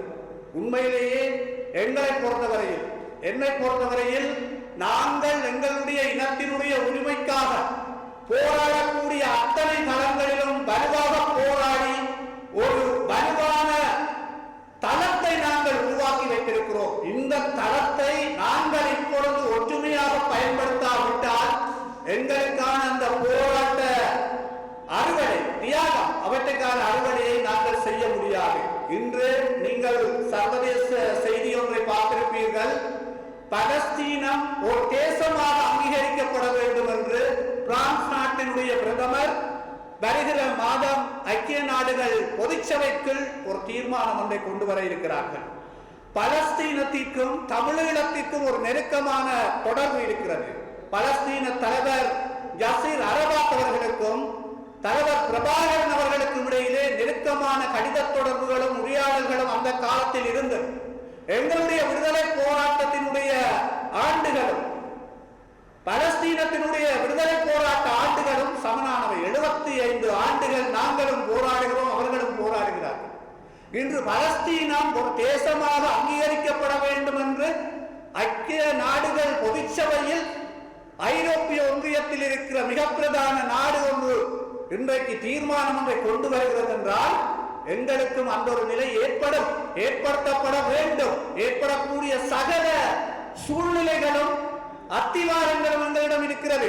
ஆனால் இங்கிருக்கிற நிலைமை ஒரு சில தளம்பல்கள், முரண்பாடுகள், எங்களுக்கு இருக்கும் சின்ன சின்ன அடிபாடுகள், எங்களுக்குள்ளேயே நாங்கள் எங்களுக்கும் சக நண்பனை பலவீனப்படுத்துவதற்கு பொய்யான சோதனைகள், கதைகள், இவையெல்லாம் என்னை பொறுத்தவரையில் இப்பொழுது தேவையற்ற ஒன்று. இவை எல்லாவற்றையும் தவிர்த்து நாங்கள் இந்த மண்ணுக்காக உயிர் நீத்த அத்தனை ஆயிரம் மாவீரர்களையும் ஒரு கணம் நெஞ்சில் நினைப்போமாக இருந்தால் இவை எல்லாம் கடந்து பயணிக்கக்கூடிய வாய்ப்பு எங்களுக்கு இருக்கும். இறுதி போர்க்களத்தில் கொல்லப்பட்ட லட்சக்கணக்கான மக்களை இன்று தோண்டப்பட்டுக் கொண்டிருக்கிற செம்மணி புதைகுழியில் வந்து கொண்டிருக்கிற எலும்பு கூறுகளை ஒவ்வொரு தமிழ் மகனும் சித்திப்பானாக இருந்தால் எங்களுக்கு ஒற்றுமை என்பது தானாக வரும். அரசியல் ஒற்றுமையை நாங்கள் ஏற்படுத்த வேண்டும். வெறுமனே மேடையில் பேசக்கூடாது, வெறுமனே ஊடகங்களில் சொல்லக்கூடாது. அடி மனதிலும் ஆழ் மனதிலும் இருந்து அதனை நாங்கள் உருவாக்க வேண்டும். உருவாக்காவிட்டால் எதிர்கால சந்ததியை அழித்து தேசிய பற்றி, இனப்பற்றி, மொழிப்பற்றி அற்ற ஒரு இனமாக மாற்ற வந்திருக்கிற அன்றகுமார தலைமையிலான அரசாங்கம் நிகழ்ச்சி நிரலை ஆரம்பித்திருக்கிறது. புதிய கல்வி சீர்திருத்தம் நீங்கள் நினைப்பது போல எங்களுடைய மாணவர்கள் மீது கரசனை கொண்டு அல்ல, அதாவது வரலாறு, மொழி, தேசியம் என்பவை எல்லாவற்றையும் இளமை காலத்திலேயே அப்புறப்படுத்தி தொழில் கல்வி, வாழ்க்கை என்பது தொழில் கல்விதான், தொழில்தான், சம்பளம் பெறுவதுதான் என்ற நோக்கில் ஒரு கல்வி திருத்தத்தை கொண்டு வந்து இந்த நாட்டில் பல இன மக்கள் வாழ்கின்ற இந்த நாட்டில் சிறுபான்மை இனங்கள், சிறிய எண்ணிக்கையில் இருக்கிற தேசிய இனங்கள், அதாவது தேசிய மொழி வரலாறு என்று சிந்திக்க கூடாது என்ற வகையில் தான் ஒரு நீண்ட கால அடிப்படையில் தான் அந்த திட்டம் உருவாக்கப்படுகிறது. ஆகவே ஒவ்வொரு தமிழ் மக்களும் இதை சரியாக புரிந்து கொள்ள வேண்டும். அன்றகுமார அரசாங்கம் வெறுமனே தமிழ் மக்கள் மீதோ அல்லது முஸ்லிம் மக்கள் மீதோ பழைய தமிழ் மக்கள் மீதோ எந்த கரிசனையும் கிடையாது. கரிசனை கிடைத்திருக்குமாக இருந்தால் 10 மாதங்கள் கடந்து கொண்டிருக்கிறது. ஆக்கப்பூர்வமாக எஞ்சி இருக்கிற இரட்டை பெருமானத்தில் இருக்கிற அரசியல் கைதிகளை விட்டிருக்கலாம். பயங்கரவாத தடை சட்டத்தை நீக்கி நல்லெண்ண வழிபாட்டை ஏற்படுத்தி இருக்கலாம். வடக்கு கிழக்கு அவர்களால் தான் பிரிக்கப்பட்டது, அதனை மீள இணைத்து நல்லெண்ண வழிபாட்டை ஏற்படுத்தி இருக்கலாம். இவை ஒன்றுமே நடக்காது. இங்கு ஒன்றுமே நடக்கிறதுக்கான வாய்ப்புகள் இல்லை. நாங்கள் மீள ஏமாற போகிறோமா அல்லது அவர்களை பார்த்து நாங்கள் பரவசப்பட போகிறோமா என்பதுதான் எங்கள் முன்னால் இருக்கிற கேள்வி. ஆகவே இங்கிருக்கிற ஒவ்வொருவரும் சிந்திக்க வேண்டும். இந்த நாட்டுக்குள் நீதி இல்லை. இந்த நாட்டுக்குள் நீதி மன்றத்தினூடாக கிடைத்திருக்குமாக இருந்தால் முல்லைத்தீவு மாவட்ட நீதிபதி சரவணராஜாவோடு இருக்க முடியாது. அதுவே எங்களுக்கு ஒரு சிறந்த உதாரணம்.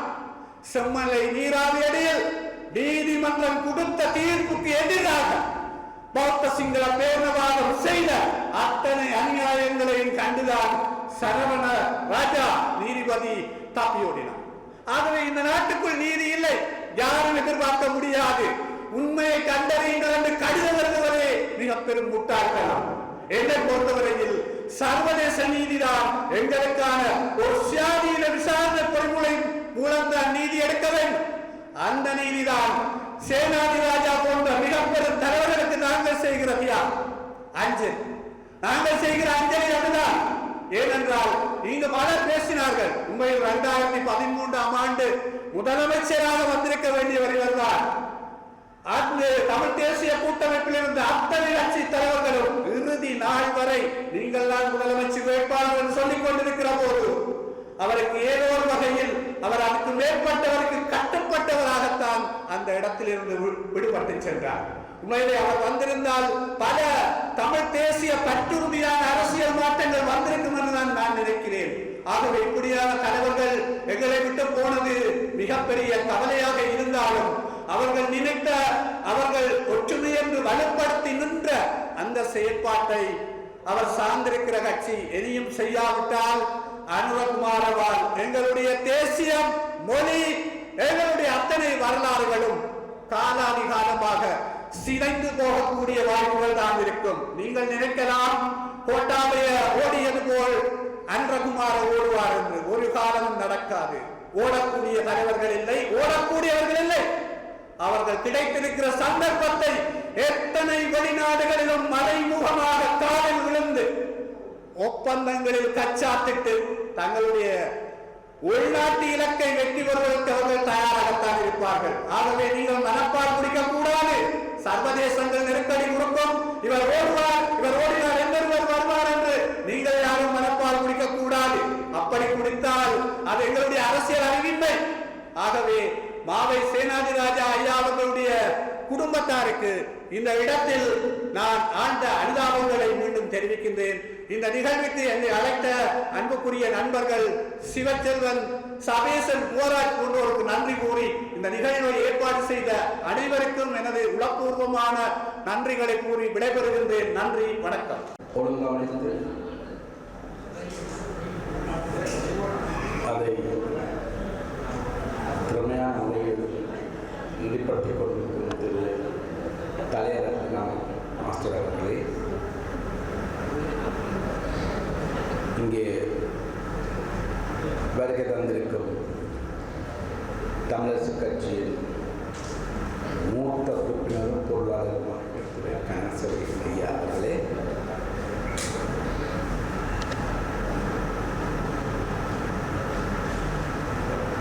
ஈழ மக்கள் ஜனநாயக கட்சியின் தலைவர் திரு சுரேஷ் பிரேமச்சந்திரன் அவர்களே,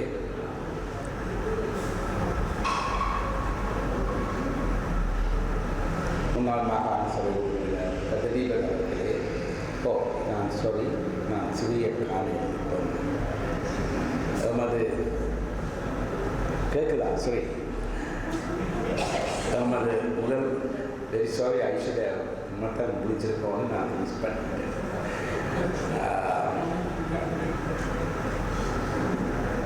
நாடாளுமன்ற உறுப்பினர் திரு ஸ்ரீதரன் அவர்களே, கௌரவ ஸ்ரீதரன் அவர்களே, மற்றும் இங்கே வருகை தந்திருக்கும் பெரியோர்களே, தாய்மார்களே, இளைஞர்களே, அனைவருக்கும் இந்நேர வந்தனங்கள். இன்றுதான் எனக்கு இந்த நினைவஞ்சல் கூட்டம் முதலில் மாவை அண்ணனை பற்றி பேசுவதற்கு சந்தர்ப்பம் கிடைத்திருக்கிறது. அவருடைய இறுதிச் சடங்கில் பங்கு பெற்றும் வாய்ப்பு இல்லாமல் போவது எனக்கு. நான் வெளிநாட்டுக்கு புரிந்தபடியாக எனினும் இது ஒரு கட்சி பேதமற்ற, அதாவது தந்தை செல்வா நற்பணி மன்றம். தந்தை செல்வா நற்பணி மன்றம் அது தமிழரசு கட்சியிலும் இல்லை, ஒரு கட்சியும் இல்லை. அது ஒரு தனித்துவமானது. எனக்கு இன்றும் ஞாபகம் இருக்கின்றது. இப்போது 30 வருடங்கள் இருக்கும். அதற்கு முன்னரும் என்னை கொழும்பில் பிரதம விருந்தினராக அழைத்திருந்தார் திரு தலைரத்னம் அவர்கள். அங்கு நான் கட்சியில் இல்லை. எனவே இது நான் நினைக்கின்றேன், நீங்கள் பல விடயங்கள் உங்களோடாக செய்ய வேண்டிய நிலைமை இருக்கின்றது என்று தான் எனக்கு படுகின்றது. இந்த விடயத்தை நீங்கள் எடுத்தது மிக மிக நல்லது, வரவேற்கப்பட வேண்டியது. உங்களுக்கு உறுதுணையாக நின்றவர்கள் செல்வன் அவர்கள், குவராஜ், எல்லோரும் தன்னலமற்ற சேவையை செய்கின்றவர்கள். நான் இங்கே இன்னும் ஒரு விரை விழிப்பதற்கு மறந்துவிட்டேன். முன்னாள் தவிசாளர் நாகரஞ்சனி அவர்களும் இங்கே இருக்கின்றார். நாங்கள் பலரும் இப்போது மறைந்த மாவீரனை பற்றி பல விடயங்கள் சொல்லிக்கொண்டே போகின்றார்கள். நான் சுருக்கமாக அவருடன் நான் பழகிய போது அவதானித்தவை, நான் சில இடங்களில் முரண்பட்டது இதில் தெரிந்து கொடுக்க வேண்டும். ஒன்று, இந்த ஒற்றுமை பற்றி எனக்கு அவர் போதித்தது மட்டக்களப்பில். அதை இன்றும் மறக்க மாட்டேன். ஒருவேளை நான் புத்தகம் எழுதுவதாக இருந்தால் சரி சொல்லி எல்லாவற்றையும் சொல்லுவேன். எனக்கு தெரியாத விடயங்கள் பல சொல்லியிருந்தார். அன்றுதான் எனக்கு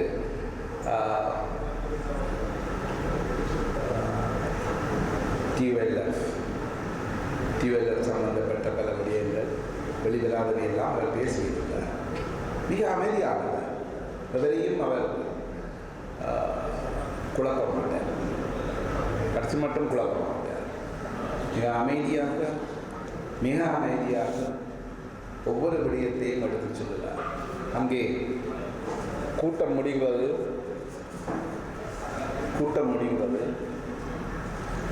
கடைசியாக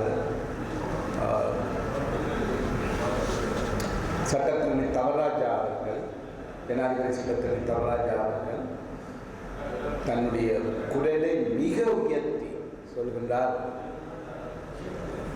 இது பிளவுபடும் செயல், நாங்கள் பிரிக்கக்கூடாது, தேசிய கூட்டமைப்பாக இயங்க வேண்டும், தேசிய கூட்டமைப்பில் எவரையும் நாங்கள் வெளியேற்றக்கூடாது என்று மிக உரத்த குரலில் அவர் ஓரளவுக்கு அவர் ஆரோக்கியம் இல்லாதவர் இருந்தாலும் தன் முடிந்த மட்டில் அவர் சத்தம் போட்டு சொன்னார்.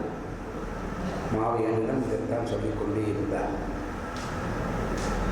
ஆனால் அது அங்கே எடுபடவில்லை. நான் அவர்களுடைய கதையை பார்த்து கொண்டிருந்ததில் நான் ஒன்றுமே சொல்லலாம். உண்மையில் முதல்ல யோசிச்சிருந்தேன்னா இதைக்கு முதல் நான் கேட்க மாட்டேன். நான் கொஞ்சம் அவதானமாகத்தான் போகிறது. நான் ஒரே ஒரு இடத்தில் தான் நான் பிளவிட்டிருக்கின்றேன். அதாவது ஒரு மத்திய ஒரு கூட்டத்தில் என்ன இருந்தாலும் ஒருவரை பார்த்து நீ ஒரு பொய்யன் என்று சொல்லியிருக்கக்கூடாது. எனவே இந்த சந்தர்ப்பத்தில் நான் அந்த பொய்யன் என்று சொன்னதை நினைவுபடுத்தி அதை அப்படி சொல்லியிருக்கக்கூடாது. அதை நான் இந்த நேரம் அதை உணர்கின்றேன். நேரம் வரும்போது அதை மன்னிப்பு கேட்போம்.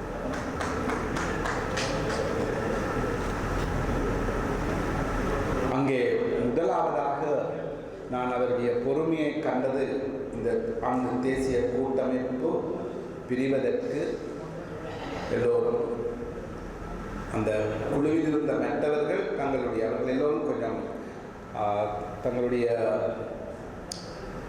அதை இங்கிலீஷில் ஓசிஃபரஸ் என்று சொல்லுவாங்க.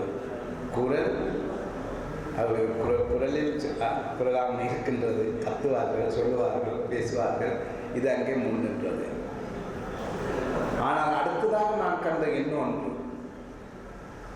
ஒரு மத்திய குழு கூட்டத்தில் அன்றும் எனக்கு அடுத்த நாள் மாவையான் வீட்டுக்கு வந்த பவனியான் இருந்து நாங்கள் திரும்பியதும் அன்று அவரை பார்த்து நமக்கு முதுகெலும்பில்லை என்று சொல்லப்பட்டார். மிக வேதனையாக இருந்தது. ஆனால் அவர் தன்னுடைய பொறுமையை கடைப்பிடித்து அந்த கூட்டத்தை நடத்தி முடித்தார். அன்றைக்கு ஸ்ரீதரனும் மிகவும் பொறுமையாக இருந்தார். அன்று அவர் இருந்திருக்க தேவையிலே இருந்திருந்தார். அவர் ஒரு நல்ல விடயத்தை செய்தார். ஸ்ரீதரன் அவர்கள் கட்சிக்கு எப்பொழுதுமே நிதி பற்றாக்குறை இருக்கும். நீங்கள் முன்னால் இருக்கிறார், அவர் கேட்டால் சொல்லுவேன். அங்கே நிதி இல்லை, அவர் கஷ்டப்படுவார்கள். ஒரு ஒரு வழக்கமாக ஒரு கட்சி ஓடுவதாக இருந்தால் கொஞ்சம் நிதி வளமுள்ளாக்கள் கட்சியை பராமரிக்கத்தான் வேண்டும். ஏன் அவர்களும் இந்த இந்த தமிழீழ மக்களில் அவர்களும் ஒரு முடிந்த மட்டில் அவர் செய்ய வேண்டும். இதை கூட அன்று ஸ்ரீதரன் செய்த அந்த உதவியை அன்று தூக்கி எறிந்தார்கள்.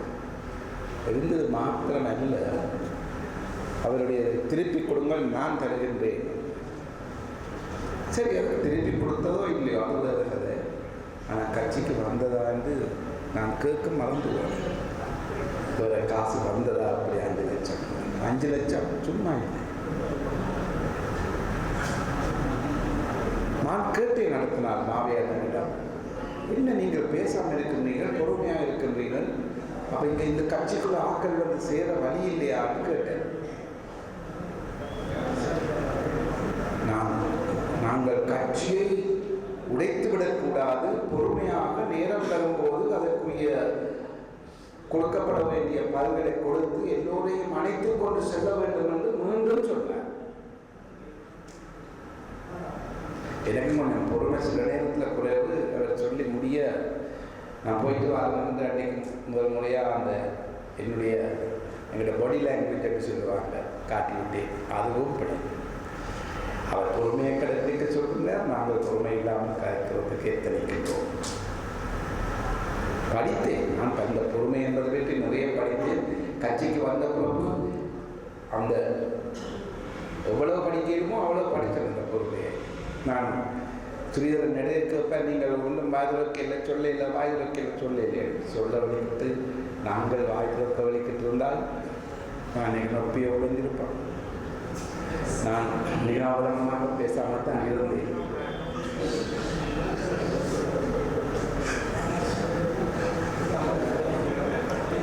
சொல்லுவேன், அவர் பேசும்போது சொல்லுவேன்.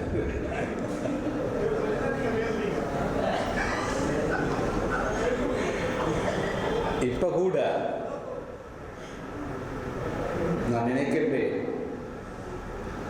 நான் 6 உயர்ஸ்தானிகளாக போய் வந்திருக்கின்றேன். 3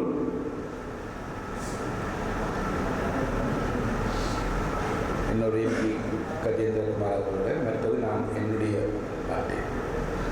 எனவே கடைசியாக வந்தது ஆஸ்திரேலியன் ஹை கமிஷனர் உதயனுக்கு வந்தது. எல்லாம் முடிந்து கேட்டார், do you think the Tamils can unite? அல்ல பேர், do you think the Tamils can unite? நான் சொன்னது நிச்சயமாக, இப்போ தற்காலிகம், ஆனால் நிச்சயமாக எல்லா தமிழர்களும் ஒன்றிணைவார்கள். அன்று நாங்கள் ராமகிருஷ்ண மிஷனில் முதலாக நான் அங்கே வந்தபோது தொண்டமானும் மேடையில் இருந்தார். எல்லா கட்சிக்காரரும் இருந்தார்கள். எதிர்பார்க்கப்பட்டதாக இருந்தார்கள். பெண்கள் கூட எல்லோரும் மஞ்சள் சீலை அணிந்து வந்தார்கள். அந்த ஹால் நிறைய ஃபுல், எல்லா கட்சிகள் எல்லோரும் வந்தார்கள் அங்குதான். ஆனால் பாகிஸ்தானுக்கு வெளியில் இருந்து பாகிஸ்தானுக்கு மக்கள் ஆதரவு கொடுக்கவில்லையா என்று தொண்டமான் பேசும்போது எனக்கு தெரியும், தொண்டமான் பேரளவில் வந்திருக்கிறார், ஆனால் எங்களோட இருக்க மாட்டார் அன்று பேசும்போது. நான் சொல்லும் கதை 71ஆம் ஆண்டுன்னு நினைக்கிறேன். 76. எனவே 15 ஆண்டுகளாக மாவை சேனாதி அண்ணன் முகம் கொடுத்தது ஏமாற்றத்துக்கு. பல ஏமாற்றினாங்க.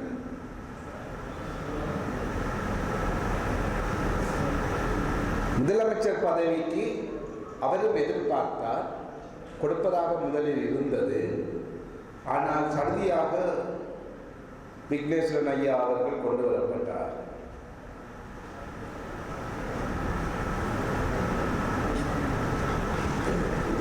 நான் கனடாவில் இருந்தேன். அன்று ஸ்ரீதரன் இருந்தார்.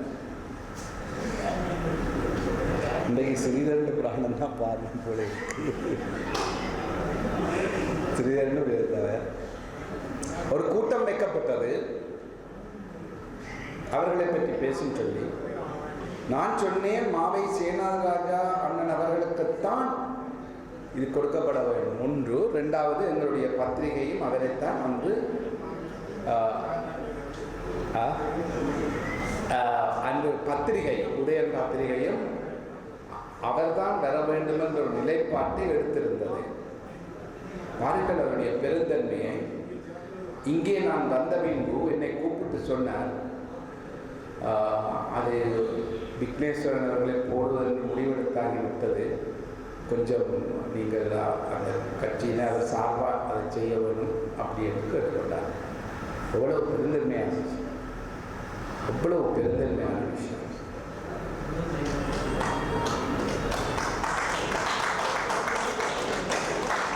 எதையும் விட்டுக் கொடுக்கும் மனப்பான்மை, எதையும் விட்டுக் கொடுக்கும் மனப்பான்மை. அதை அந்த விட்டுக் கொடுக்கும் மனப்பான்மையை தங்களுக்கு சாதகமாக்கியவர்கள் பின்னர், அதாவது கட்சியில் ஒரு பதவியில் இருப்பது பெரும் கொடை என்று நினைத்து விட்டார்கள்.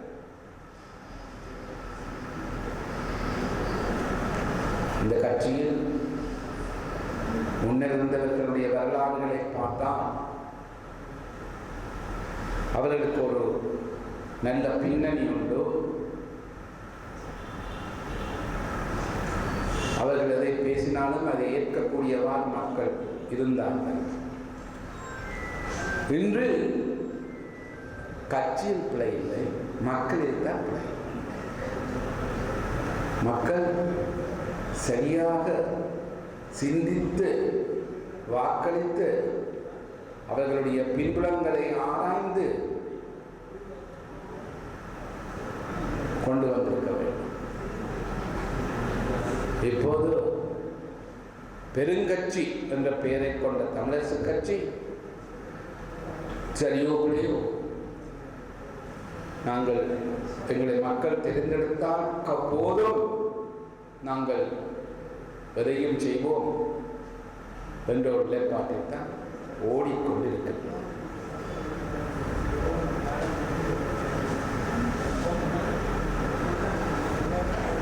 இங்கே நான் அதாவது இலங்கை தமிழரசு கட்சி இன்னமும் தெளிவில்லை.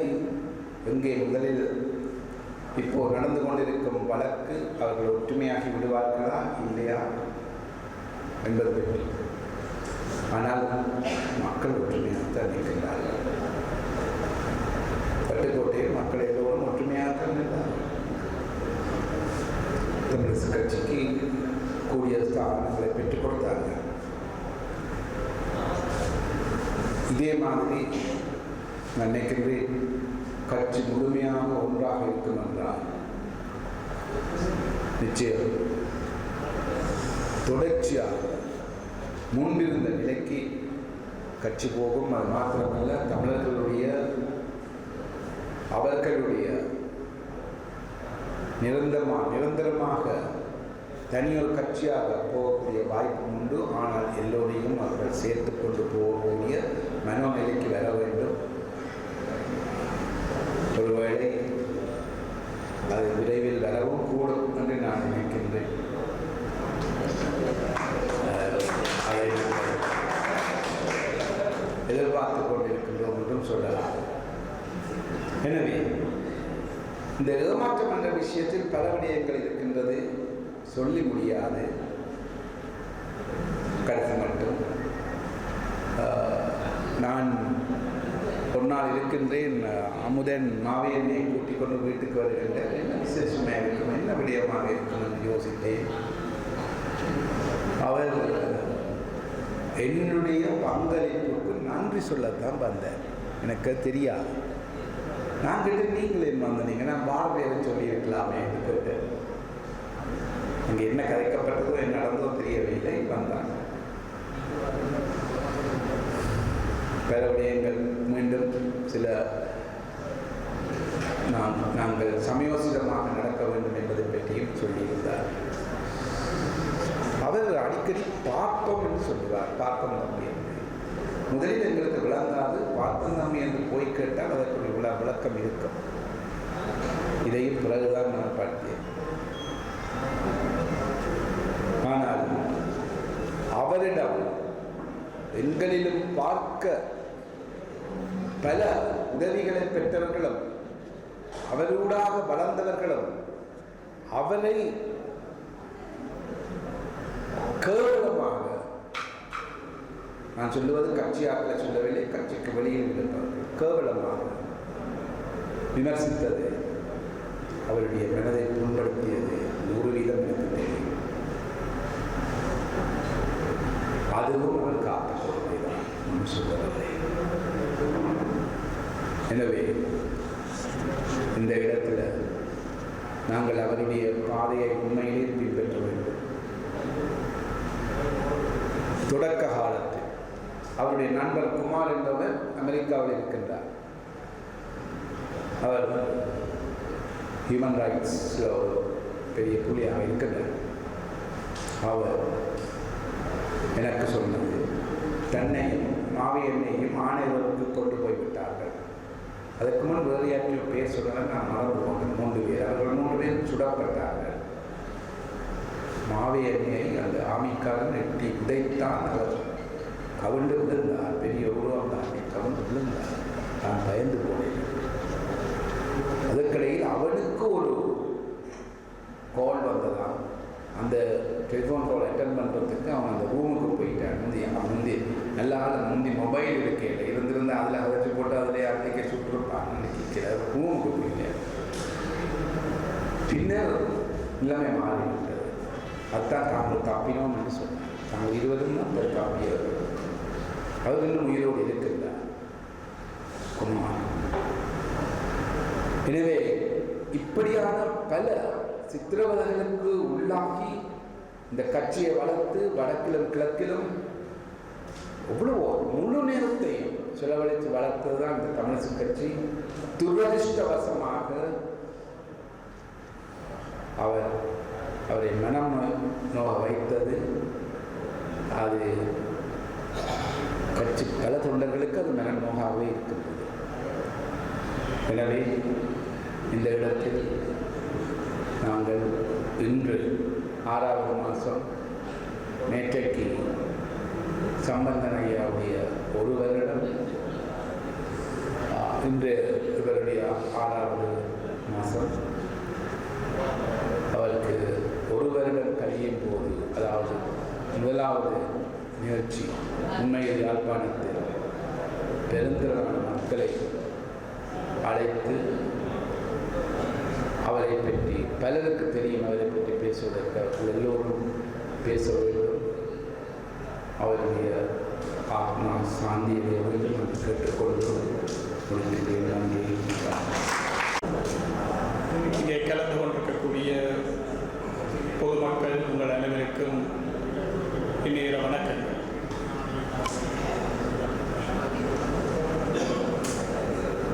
இலங்கை தமிழரசு கட்சி ஆரம்பிக்கின்ற பொழுது 7 வயது சிறுவனாக இருந்திருக்கக்கூடிய ஒருவர் அந்த கட்சியினுடைய தவிர்க்க முடியாத ஆளுமையாகி அந்த கட்சியிலே மிக நீண்ட காலம் தலைவராக இருந்திருக்கக்கூடிய ஒரு நிலைமை ஏற்பட்டதென்றால், இங்கே ஆரம்பத்திலே சர்வேஸ்வரா அவர்கள் உரையாற்றுகிற பொழுது நான் முழுமையாக இல்லாது விட்டாலும் அவருடைய பேச்சை கேட்பதற்கான சந்தர்ப்பம் பெற்றேன். மாவேண்ணன் போன்றவர்கள் இந்த கட்சிக்கு தலைமை தாங்கக்கூடியதாக இருந்திருக்கிறதென்றால், அந்த கட்சி எத்தனை தூரம் ஜனநாயக கட்டமைப்பை கொண்டதான ஒரு கட்சியாக ஒரு காலத்தில் இருந்திருக்கிறது. எப்படியான தலைவர்கள் இந்த கட்சியை உருவாக்கினார்கள், அதை வளர்த்தெடுத்தார்கள் என்பது போன்ற வரலாறுகளை அநேகமாக இங்கு இருக்கக்கூடியவர்களுக்கு தெரிந்ததுதான். தந்தை செல்வாவோடு அரசியல் செய்தவர், தமிழ் மக்களுடைய தளபதியாக தலைவராக இந்த மண்ணினுடைய மக்களுடைய பெருவிருப்புக்கு ஒரு பாத்திரமாக இருந்திருக்கக்கூடிய தலைவர் அமிர்தலிங்கத்தினுடைய நிழலாகவே அரசியல் செய்தவர். ஏன் மறைந்து ஓராண்டு முடிந்திருக்கக்கூடிய பெரியவர் ஐயா சம்பந்தன் அவர்களோடு அரசியல் களத்திலே நின்றவர். அவர் இறுதி வரைக்கும் நம்பினார். இப்படியான கனவான்கள் தான் எங்களுடைய கட்சியிலே இருக்கிறார்கள், அந்த கட்சியினுடைய தோற்றுவாயாக இருப்பார்கள் என்று அவர் இறுதி வரைக்கும் நம்பிய காரணத்தினால்தான் இங்கே பலரும் உரையாற்றுகிற பொழுது குறிப்பிட்டு சொன்னார்களே, மிகுந்த கவலையோடு தன்னுடைய இறுதி காலங்களை முடிக்க வேண்டி இருந்தது என்கிற அந்த கவலை. மாவேண்ணன் அவர்களை மிகவும் ஆக்டிவாக ஒரு ஆரோக்கியமான ஒரு அரசியலில் அல்லது அரசியலிலே ஒரு முடிவெடுக்கத்தக்க ஒரு மனிதராக இருக்கிற பொழுது அவரோடு எனக்கு மிக நெருக்கமான உறவு இருந்தது. இங்கே அவருடைய மகன் அமுதன் அவர்கள் இருக்கிறார். அவர் கோபித்துக் கொள்ளக்கூடாது. பல சந்தர்ப்பங்களிலே பல இடங்களிலே இப்படியான கூட்டங்கள் நடக்கிற பொழுது கூட மாவேண்ணன் அவர்களிடம் பலர் கேட்டிருக்கிறார்கள், இவர் உங்களுடைய மகனா என்று என்னை பார்த்து பலர் கேட்கிற அளவுக்கு எனக்கும் அவருக்குமான உறவு இருந்திருக்கிறது. அது அமுதனுக்கும் தெரியும். மிக நீண்ட காலத்துக்கு முன்னதாக இன்றைக்கு இந்த தமிழரசு கட்சியிலே பல விடயங்கள் நடக்கிறது. இங்கே உரையாற்றுகிறவர்கள் இந்த மேடையை கூட அதற்காகத்தான் பயன்படுத்திக் கொண்டார்கள். இப்பொழுதெல்லாம் எந்த மேடைக்கு போனாலும் அந்த விடயங்கள் தான் பேசப்படுகிறது. தமிழ் மக்களுக்கு பிரச்சனை இருக்கிறது, அந்த பிரச்சனையை தீர்ப்பதற்கு எவ்வளவு நெருக்கடிகள் இருக்கிறது என்ற விடயங்கள் எல்லாம் அடுத்த கட்டத்துக்கு நகர்கிற அளவுக்கு இந்த பிரச்சனைகளை பற்றி இன்றைக்கெல்லாம் பேசிக் கொண்டிருக்கிறார்கள். இது தமிழ் தேசியத்துக்கு ஆரோக்கியமான ஒரு விடயம் அல்ல. மறுபடியால் இங்கு பலரும் குறிப்பிட்டு சொன்னதை போல 2013 இங்கே கோதாஸ் அவர்களும் குறிப்பிட்டார், சுரேசன் அவர்கள் இந்த மேடையிலே குறிப்பிட்டார். சிறியண்ணன் கூட எனக்கு பக்கத்தில் இருந்த பொழுது அவர் எனக்கு சொன்னார், அந்த நாட்களிலே மாவேண்ணன் செய்த மிகப்பெரிய தவறு அன்றைக்கு அந்த முதலமைச்சர் என்கிற ஒரு விடயத்தை அவர் கையிலே எடுத்திருக்க வேண்டும். அது பதவிக்காக அல்ல. முதலமைச்சராக வந்தால் நாடாளுமன்ற உறுப்பினரை விட அதிகமான சலுகைகளை அனுபவிக்கலாம் என்பதற்காக அல்ல.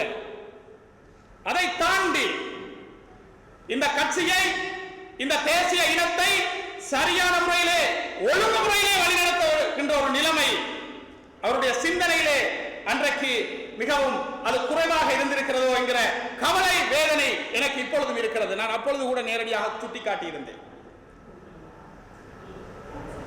மறுபடியால் அந்த தவறுகள், அந்த விடயங்கள், அவைகளெல்லாம் தவறப்படப்பட்டிருக்கக்கூடிய ஒரு விடயம் சந்தர்ப்பமாக போன காரணத்தினால்தான் இன்றைக்கும் இந்த நிலைமைகள் ஏற்பட்டிருப்பதாகவே நாங்கள் கருதுகிறோம்.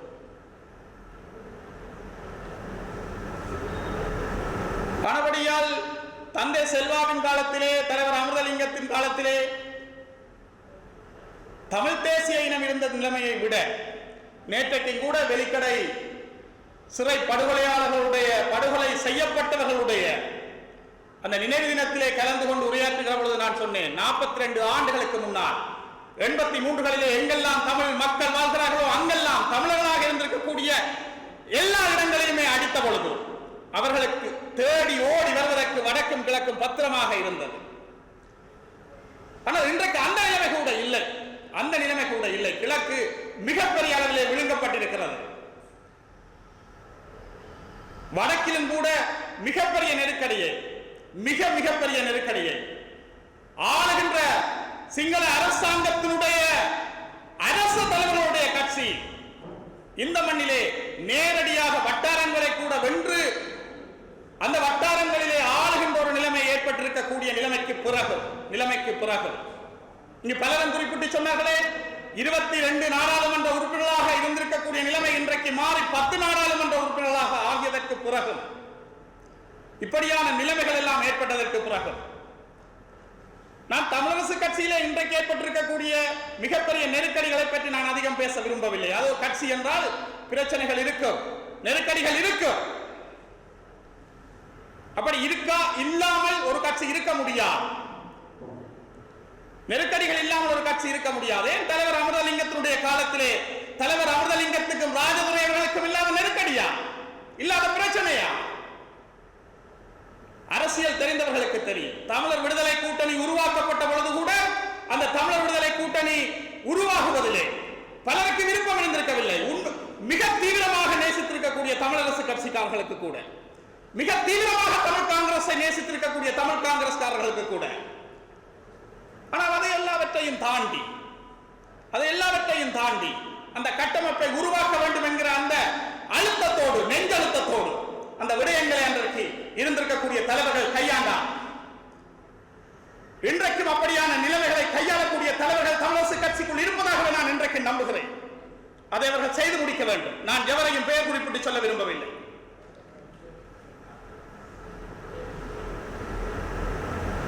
ஆனபடியால் இந்த விடயங்கள் அது ஒரு பக்கமாக இருக்கட்டும்.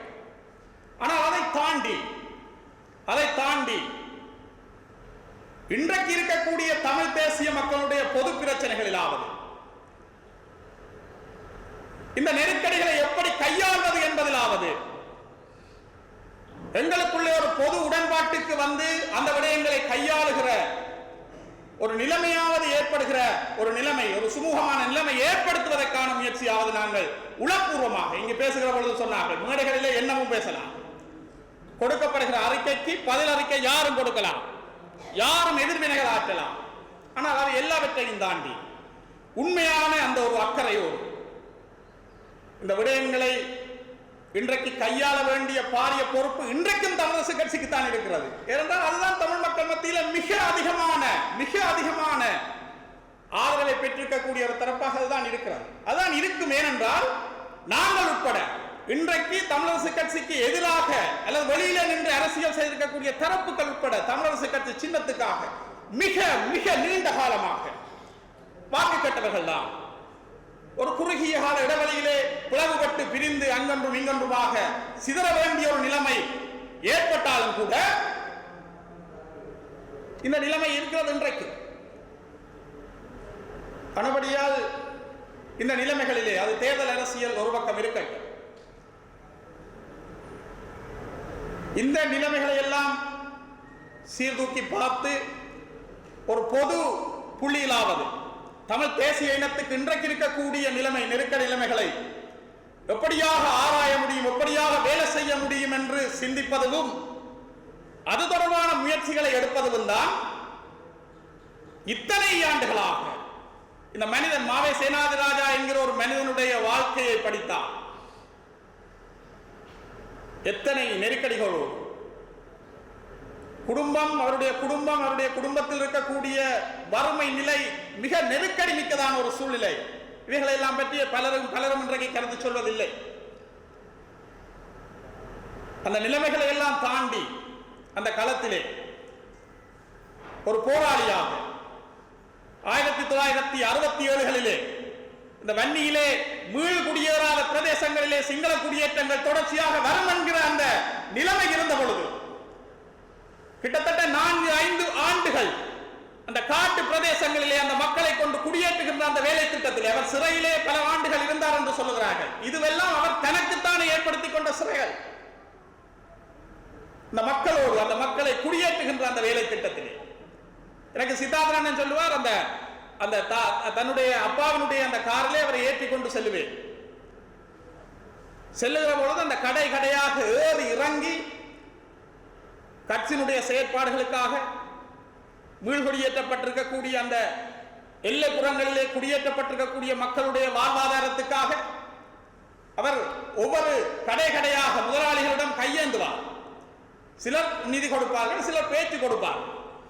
அதையெல்லாம் வாங்கிக் கொண்டு தாங்கிக் கொண்டு எந்த ஒரு முகத்திலே எந்த விதமான ஒரு ரியாக்ஷனையும் எந்த விதமான ஒரு கோபத்தையோ அல்லது ஒரு தயக்கத்தையோ அவர் காட்டிக் கொள்ளாமல் காரிலே வந்து ஏறி அடுத்த கடைக்கு செல்லுவோம் என்று அவர் சொல்லுவார் என்று சொல்லுவார்.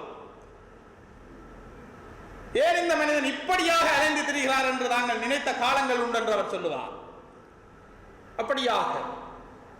அப்படியான அந்த இயல்புகள் தான் அவரை இப்படி பலரும் பல விடயங்களை பல விமர்சனங்களை அவருக்கு முன்னால் வைத்த பொழுது கூட சில நேரங்களிலே அவற்றுக்கெல்லாம் சரியான முறையிலே அவர் எதிர்வினை ஆற்றாமல் விட்டாரோ என்கிற ஒரு கேள்வியும் எனக்கு மனதுக்குள்ளே இப்பொழுதும் இருக்கிறது.